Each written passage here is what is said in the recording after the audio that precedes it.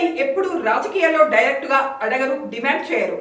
ముందు పొగబెడతారు, ఆ తర్వాత మంట రాజేస్తారు. ఇలా కొంపలో కుంపడు పెట్టేసి తనకు కావాల్సింది చేసేస్తారు. చాలా మంది నాయకులు తెలంగాణ రాజకీయాల పరిణామాల్లో వికసిస్తున్న మాట తెలంగాణ రాజకీయ పరిణామాలతో వినిపిస్తున్న మాట ఇది. బీసీ నినాదం అందుకున్న కాంగ్రెస్ ఎమ్మెల్సీ చింతపండు నవీన్ అలియాస్ తీన్మార్ మల్లన్న మనందరికీ తెలిసినోడే. సొంత కొంపలో కుంపటి రాజేశాడు. స్వపక్షంలోనే విపక్షంగా మారిపోయారు. హన్మకొండలో జరిగిన బీసీ రాజకీయ యుద్ధభేరి సభలో తీన్మార్ మల్లన్న చేసిన వ్యాఖ్యలు తెలంగాణ రాజకీయాల్లోనే కాదు, సొంత పార్టీలో కూడా అగ్గిరాజేస్తున్నాయి. బీసీ రాగం ఎత్తిన ఆయన పార్టీలోని ఓ వర్గం నేతలపై అనుచిత వ్యాఖ్యలు చేయడం చర్చకు దారితీశాయి. తీన్మార్ మల్లన్న నుంచి వినిపించిన ఈ మాటలే ఇప్పుడు తెలంగాణలో కులాల చిచ్చులు రాజేస్తున్నాయి. ఎమ్మెల్సీ స్థానంలో ఉండి ఇవే దరిద్ర మాటలు అంటూ బహిరంగంగానే ఫైర్ అవుతున్నారు చాలా మంది. పిఎస్ లో కేసులు కూడా పెట్టారు మరికొందరు. ఈ మాటలకు తోడు రేవంత్ రెడ్డిపై మల్లన్న చేసిన వ్యాఖ్యలు ఇప్పుడు మరింత రచ్చ రాజేస్తున్నాయి.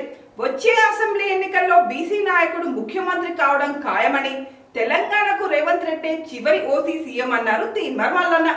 తెలంగాణకు బీసీలే ఓనర్లని, బీసీలు ఆర్థికంగా వెనకబడ్డారని చెప్పడం నిజం కాదని, అవసరమైతే బీఆర్ఎస్ పార్టీని కొనేంత డబ్బు బీసీల దగ్గర ఉందని అన్నారాయన. ఈ మాటలతో ఆగారా అంటే పార్టీ లైన్ క్రాస్ చేసి మరి కులగణన సర్వే నివేదికకు నిప్పు పెట్టారు.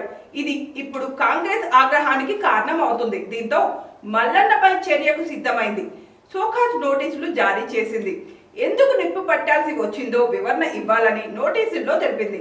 మల్లన్న ఇచ్చే వివరణ సంతృప్తికరంగా లేకుంటే ఆయనపై వేటు తప్పదనే సంకేతాలు వినిపిస్తున్నాయి. ఇక అటు మల్లన్న తీరుపై కాంగ్రెస్ నేతలు ఘాటుగా రియాక్ట్ అవుతున్నారు.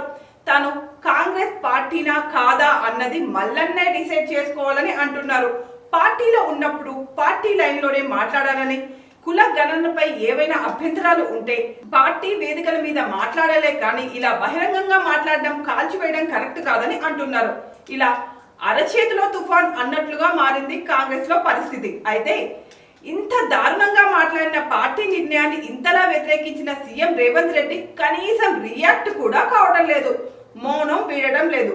ఎందుకు అన్నది పక్కన పెడితే ఏకులా వచ్చి రేవంత్ కు మల్లన్న మేకులో తయారైనట్లు కనిపిస్తున్నాడు. నిజానికి మల్లన్నకు రేవంత్ ఇచ్చిన సపోర్ట్ అంతా ఇంతా కాదు. సోనియా దగ్గర మల్లన్న పేరు ప్రత్యేకంగా ప్రస్తావించినట్లు ప్రతిపక్షంలో ఉన్నప్పుడు చాలా సార్లే చెప్పుకొచ్చారు కూడా.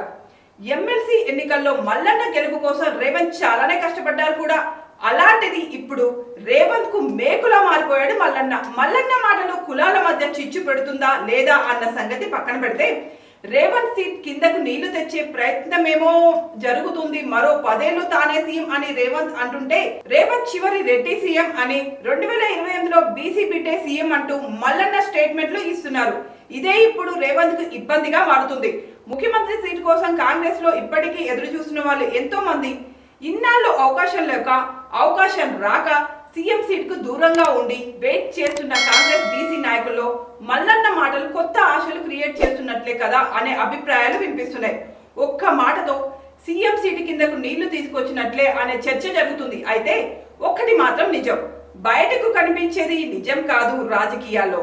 ఆయన అలా ఎందుకు మాట్లాడారు, అసలు అలా మాట్లాడొచ్చా, అలా మంట పెట్టొచ్చా అన్న సంగతి ఎలా ఉన్నా అటు తిరిగి ఇటు తిరిగి వ్యవహారం రేవంతే టార్గెట్ చేసే పరిస్థితులు కనిపిస్తున్నాయి. ఇంత సెన్సిటివ్ కాబట్టి ఆయన కూడా మౌనంగా ఉన్నారనే చర్చ జరుగుతుంది కూడా. మరి మల్లన్న రేపిన మంట కార్చిచ్చుగా మారుతుందా, మధ్యలోనే కరిగిపోతుందా వేచి చూడాలి.